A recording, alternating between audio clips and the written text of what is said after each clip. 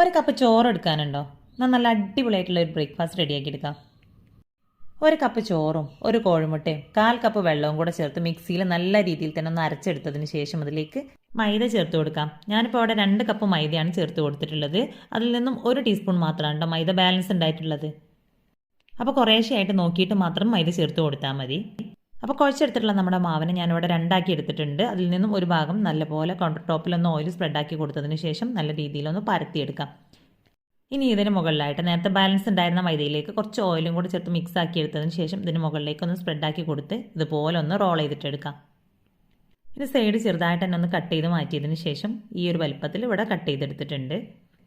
ഇനി ഓരോന്നും ഇതുപോലെ ഒന്ന് പ്രസ് ചെയ്ത് കൊടുത്തതിന് ശേഷം ചെറുതായിട്ട് തന്നെ ഒന്ന് പരത്തിയെടുക്കാം.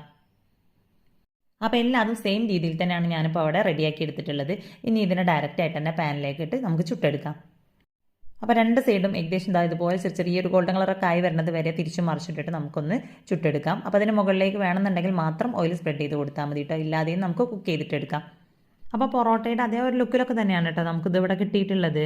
അപ്പോൾ സംഭവം നമ്മുടെ പൊറോട്ടയുടെ അളിയനൊക്കെ ആയിട്ട് വരും, ആ ഒരു ലെവലിലാണ് ഉള്ളത്.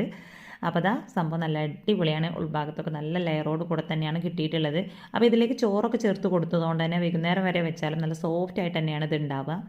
ഇനി ഇഷ്ടമുള്ള കറിയുടെ കൂടെ ഇത് സെർവ് ചെയ്യാം.